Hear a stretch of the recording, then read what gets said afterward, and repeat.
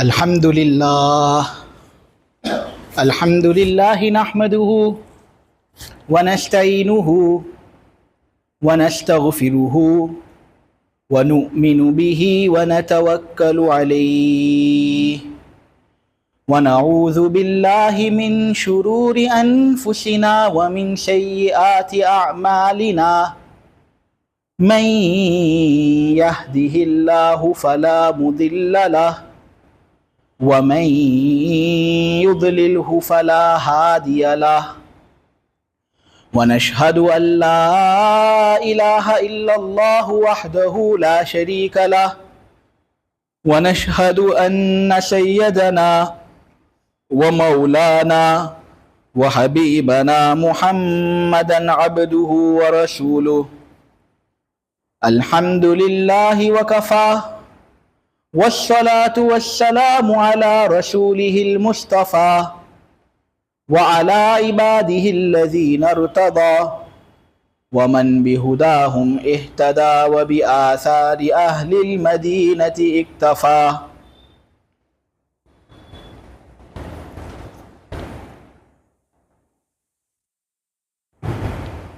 نبی کریم صلی اللہ علیہ وسلم کے اصحاب میں سے ایک صحابی جن کا نام حضرت عثمان ابن عفان رضی اللہ تعالی عنہ ہے،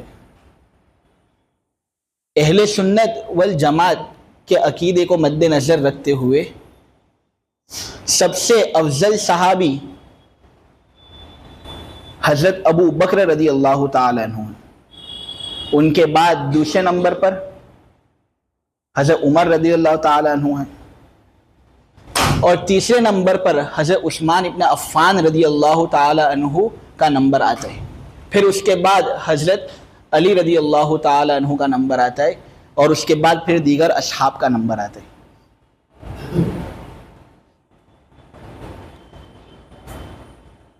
حضرت عثمان ابن عفان رضی اللہ تعالی عنہ واقعی فیل کے 6 برس بعد پیدا ہوئے، جب کعبہ پر ہاتھیوں نے چرائی کرنے کی کوشش کی تھی۔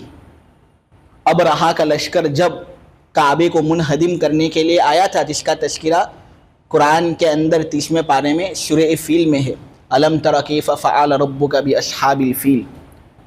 تو جب واقعہ فیل سن عیسوی 571 میں ہوا، اس کے 6 برس بعد حضرت عثمان رضی اللہ تعالی عنہ دنیا کے اندر پیدا ہوئے، یعنی تقریباً سن عیسوی 577 یا 78 کے اندر حضرت عثمان رضی اللہ تعالی عنہ کی ولادت ہوئی۔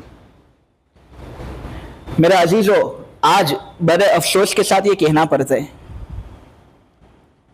کہ حضرت حسین رضی اللہ تعالی عنہ کی شہادت کو تو پرزور طریقے سے یاد کیا جاتا ہے، اور یہ بات کہی جاتی ہے کہ 3 دن تک ان کو پیاسا رکھا گیا اور پھر ان کو شہید کر دیا گیا۔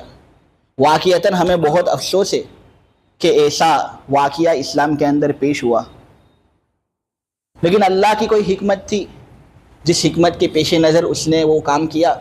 ہم اللہ کے فیصلوں پر راضی ہیں، لیکن افسوس کی بات یہ ہے کہ شہادتوں کے سلسلے میں انہی کی شہادت کو یاد کیا جاتا ہے، حالانکہ حضرت عثمان ابن عفان رضی اللہ تعالی عنہ کو بھی شہید کر دیا گیا تھا۔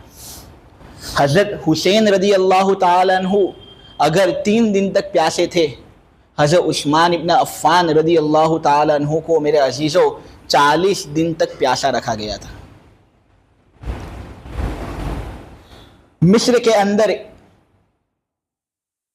ایک بدماش آدمی جس کا نام تھا عبداللہ ابن سبا، خود کو مسلمان ظاہر کرتا تھا لیکن تھا یہود، صنعاء کا یہودی تھا وہ، لیکن اپنے آپ کو مسلمان ظاہر کرتا تھا، اسلام کو بیخ اور بن سے اکھاڑ پھینکنا چاہتا تھا۔ اس لیے اس نے حضرت عثمان رضی اللہ تعالی عنہ کے قریب ہونا چاہا۔ حضرت عثمان رضی اللہ تعالی عنہ جان گئے کہ یہ آدمی اسلام کو نقصان پہنچانا چاہتا ہے اور میرا قرب یہ حاصل کرنا چاہتا ہے، اسلام کو بلند کرنے کے لیے نہیں بلکہ اسلام کو اندر سے کھوکھلا کرنے کے لیے۔ تو حضرت عثمان نے اس کو رد کر دیا تھا، اور جب قرب حاصل کرنے کے لیے وہ آیا تھا تو حضرت عثمان نے اس کا بھرپور طریقے سے رد فرمایا تھا۔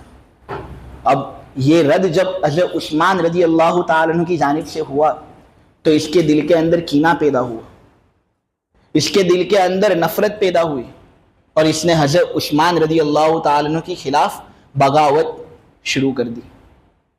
حضرت عثمان پر غلط الزامات لگانا اس نے شروع کر دیا، حتیٰ کہ حضرت عثمان کے بارے میں اتنا برا بھلا کہا کہ مصر کا جو والی تھا اس نے مصر سے اس کو روانہ کر دیا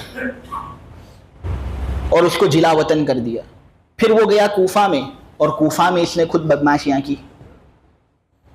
حضرت عثمان کے خلاف اور افواہیں پھیلانے لگا، حتیٰ کہ کچھ یہود کو اس نے اپنے ساتھ لے لیا، کچھ نصارہ کو اس نے اپنے ساتھ لے لیا، اور کچھ منافقین اس کے ساتھ ہو گئے، اور میرے عزیزوں کچھ کمزور مسلمان بھی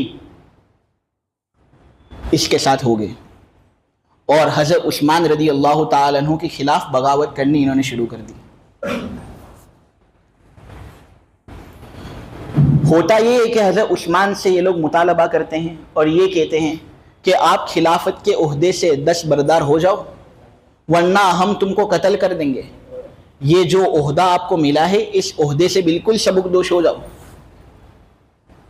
لیکن حضرت عثمان رضی اللہ تعالیٰ عنہ کو چونکہ نبی کریم صلی اللہ علیہ وسلم نے منع کیا تھا، اور حضور نے یہ بات کہی تھی کہ اے عثمان، ایک زمانہ ایسا آئے گا کہ تیری بادشاہی کو لوگ تیرے پیروں کے نیچے سے چھیننا چاہیں گے، کبھی بھی ان کے حوالے مت ہونا، مضبوط رہنا، قائم رہنا، اپنے مذہب پر، اپنے مسلک پر قائم اور دائم رہنا، اور باغیوں کے حوالے سلطنت کو مت کرنا۔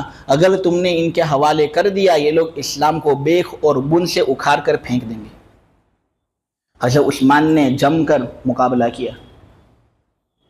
میرے عزیز و خلافت کی ذمہ داری حضرت عثمان رضی اللہ تعالیٰ عنہ کو سن ہجری 24 میں دی گئی، محرم کی پہلی تاریخ تھی۔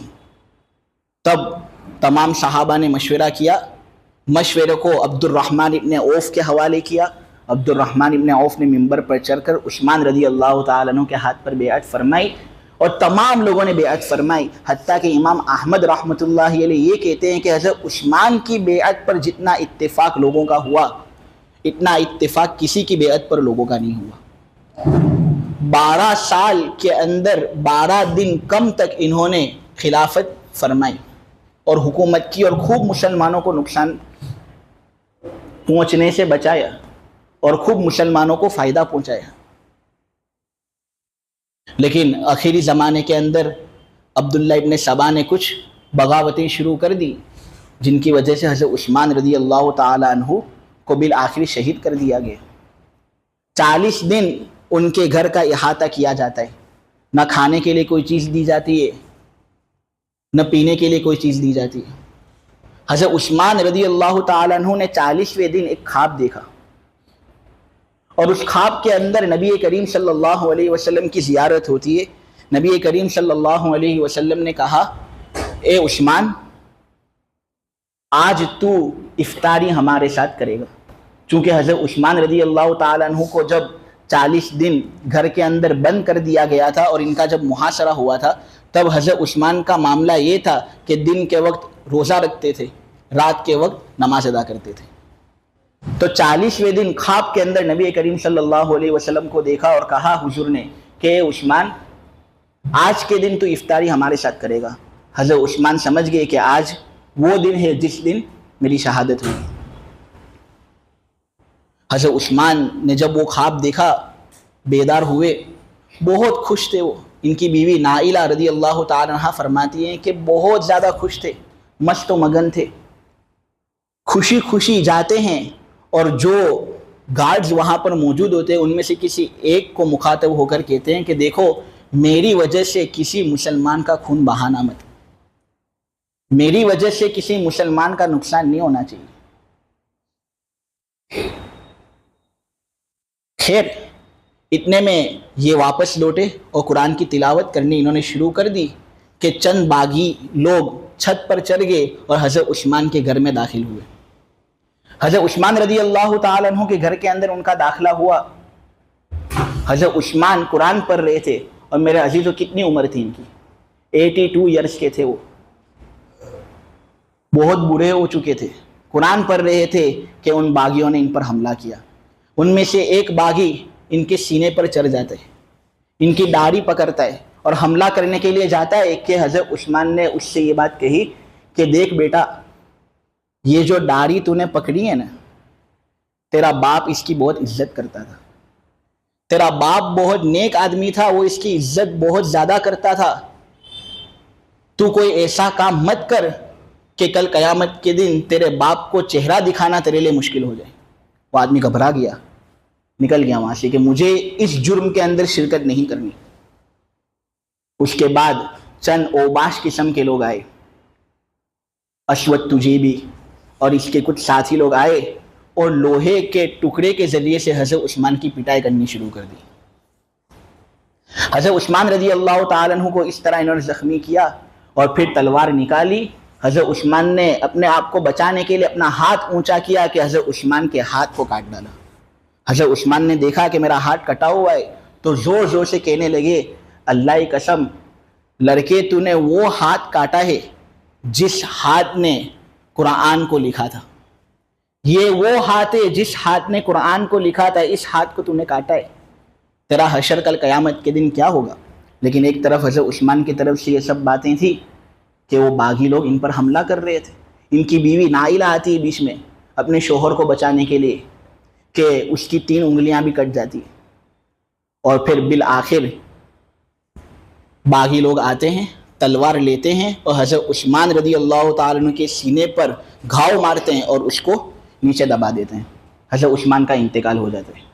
اس کے بعد ایک بدماش ایسا آتا ہے جو حضرت عثمان کی لاش پر چڑھتا ہے اور 6 مرتبہ گھاؤ اور زخم لگاتے ہیں، اور اس طرح حشر کیا اس صحابی کا جس صحابی کے بارے میں نبی کریم صلی اللہ علیہ وسلم نے کیا کہا تھا کہ ہر نبی کا ایک رفیق ہے، میرا رفیق عثمان ہے۔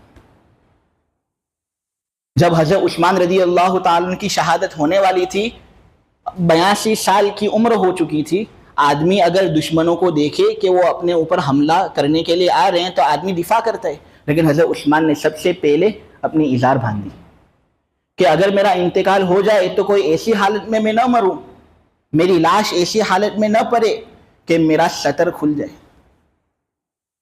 مسلم کے اندر روایت ہے، حضرت عائشہ رضی اللہ تعالی عنہ فرماتی ہیں کہ ایک مرتبہ نبی کریم صلی اللہ علیہ وسلم بیٹھے ہوئے تھے، بدن کا ایک حصہ کھلا ہوا تھا۔ حضرت ابو بکر آتے ہیں، حضور سیدھے ہوتے نہیں۔ حضرت عمر آتے ہیں، حضور سیدھے ہوتے نہیں، وہ جو کھلا ہوا حصہ ہے اس کو کھلا ہوا رہنے دیتے ہیں۔ پھر حضرت عثمان آتے ہیں تو فوراً سیدھے ہو جاتے ہیں اور اس کھلے ہوئے حصے کو چھپا لیتے ہیں۔ ملاقات جو کرنی تھی وہ کر لی۔ حضرت عائشہ نے پھر بعد میں پوچھا کہ اے اللہ کے رسول، میرے ابا آئے تھے، آپ ان کو دیکھ کر اپنی حالت بدلے نہیں۔ حضرت عمر آئے تھے، فاروق آئے تھے، ان کو دیکھ کر آپ نے اپنے کھلے ہوئے حصے کو چھپایا نہیں۔ عثمان آئے نہ، آپ نے اپنے کھلے ہوئے حصے کو چھپا دیا اور بالکل سیدھے کھڑے ہو گئے، ایسا کیوں؟ نبی کریم صلی اللہ علیہ وسلم نے کہا کہ کیا میں شرماؤں نہیں اس آدمی سے جس سے فرشتے بھی شرماتے ہیں۔ 18 ذوالحجہ کی تاریخ تھی